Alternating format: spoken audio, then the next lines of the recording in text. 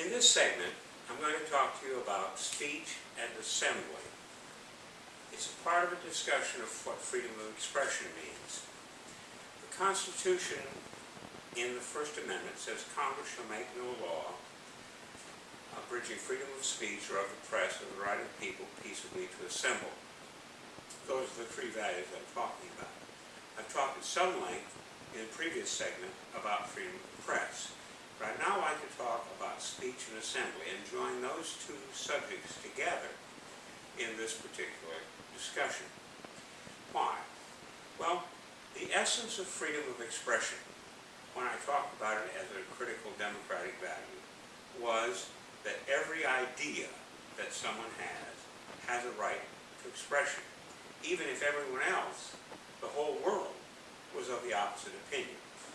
And I made the point that this was critical because every new scientific discovery, whatever it is, if it's a genuine new discovery, it will be the idea of one person, and no one else on the whole globe will have had that idea.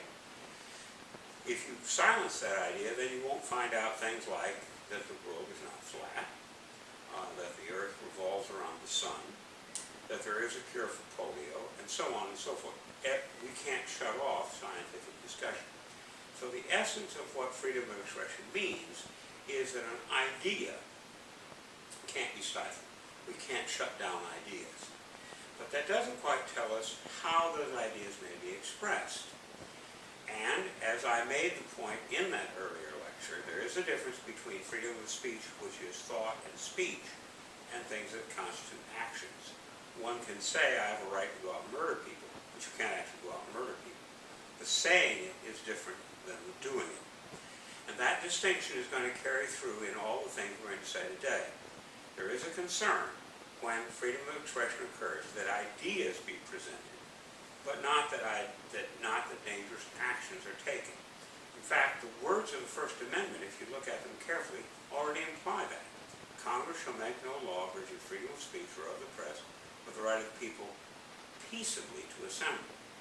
So there's something about assembly, the possibility of action, and indeed an assembly is itself a kind of action, that means that additional caution is necessary when it comes to an assembly. Now this is muted when we're talking about press. Press, writing books, writing magazines, those things don't typically threaten, say, a riot.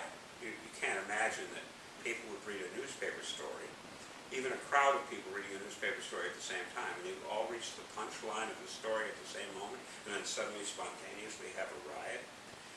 Possible, I suppose, but not likely.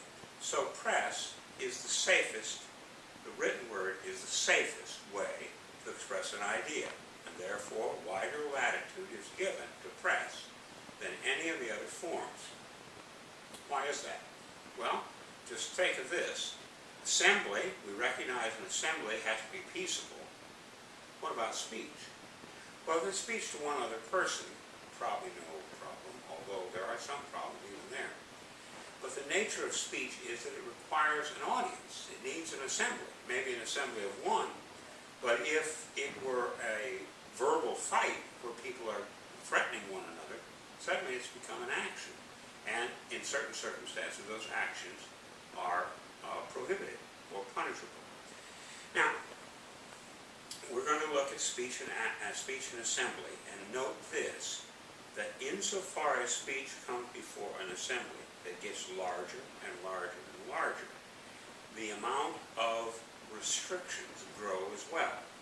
Speech in and of itself has no restrictions. Congress shall make no law abridging freedom of speech, period. No words like peaceable speech, just speech. But when it comes to assembly, there's the word peaceable in front of it. So if the speech took place in front of an assembly, which was not peaceable, then suddenly there's a problem in the expression of speech. It does not mean that we're stifling an idea.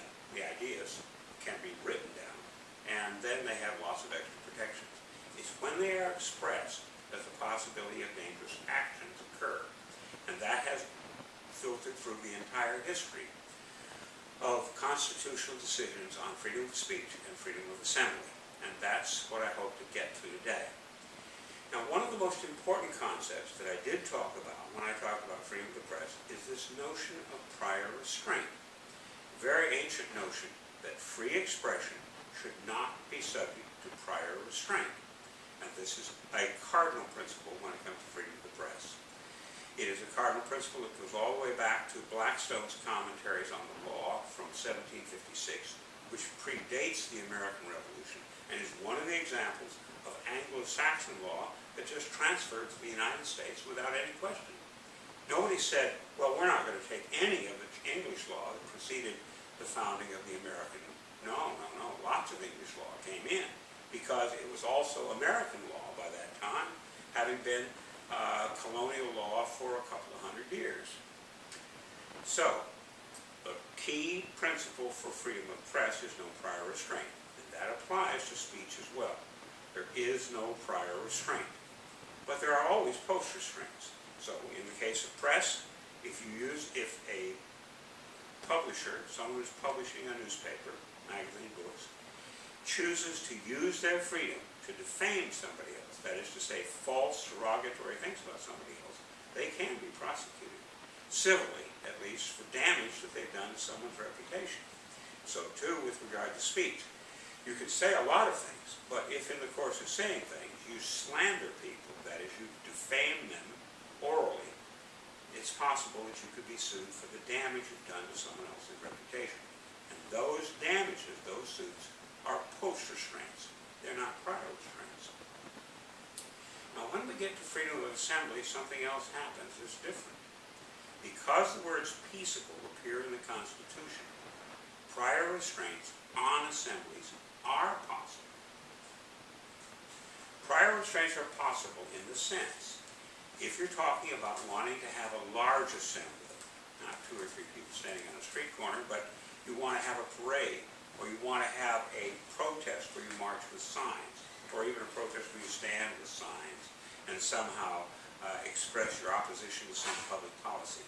Those assemblies can be subject to a prior restraint. Cities, counties, states, the federal government can require you to get a permit in advance. That sort of restraint is a prior restraint, and it's not permitted for press, and it's not permitted for speech that doesn't occur in front of a large audience. But it does apply to assemblies. Now, how can we make these distinctions? Well, the court has been very, very sensitive to the issue of not stifling ideas. So the existing law on assemblies works like this. Cities, counties, states, federal government can require a permit in advance, but they can't use the permitting process to prohibit someone who's expressing ideas that that the officials who are in power don't like. You can't use the power of a prior restraint to stifle the ideas. So, to paraphrase the language of the critical Supreme Court decision, prior restraints may affect the time, place, and manner of an assembly, but not the content of the ideas. And that has been the operational principle. As for speech, if it's pure speech, if it's speech that is largely unconnected to an assembly, it's going to get by with no prior restraints. And you can sort of understand the practical nature of this. If we're talking about somebody who's talking to somebody else, or someone talking to a small group where no large assembly is going to take place, and people just start talking. They've no time to go get a permit to do that. But again, whether we're talking about speech or press or assembly, if you use your right to endanger somebody else, then post restraints are possible. And with assembly, just as with speech and press, if you intended to have a peaceable assembly, you got a permit for a peaceable assembly, and then that turned into a riot, insofar as someone was responsible for starting that riot out of that assembly, action can be taken against them. They can be sued civilly, or I think even in some cases criminal action can take place. This is the nature of the argument about speech. Now, if we look at American history, we have to note something else. it has not been, the position I've just set out for you has not been uniform over the history of our country. First of all, from the founding of the country in 1789, with the initiation of the new government under the U.S. Constitution, until the passage of the 14th Amendment in 1865, the federal government was the only thing that you were protected from by the Bill of Rights. The Bill of Rights applied only to the national government. And the language of the Bill of Rights that I quoted for you is Congress shall make no law. No mention of state legislation, no mention of city councils or county government, only Congress. Because until the passage of the 14th Amendment, there was no basis on which you could use the Bill of Rights to protect yourself against state action or the action of any of the subunits of the states. Now, with the passage of the 14th Amendment in 1865, the first section of the 14th Amendment talks about due process and equal protection.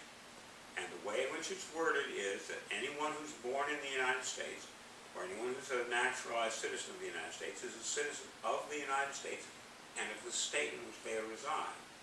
And no state can take actions against any person within its jurisdiction, and this would include people who are here but are not citizens. It can't take actions against them that violate due process. Due process is now interpreted to mean free speech, free press, and free assembly under the doctrine of selective incorporation.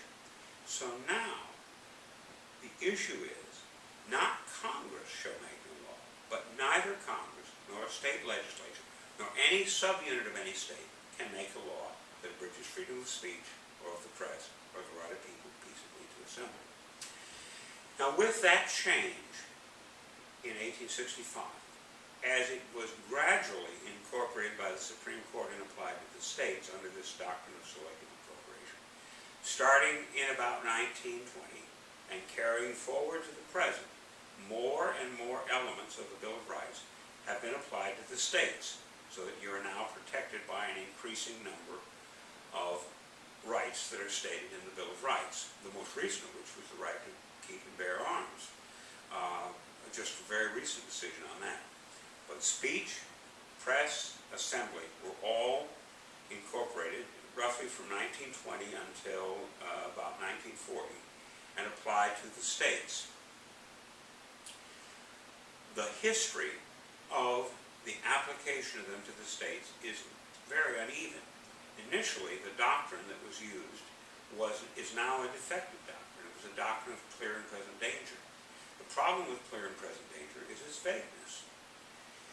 And one could not tell what a clear and present danger was. Or a clear and present danger to one person might be very different for somebody else.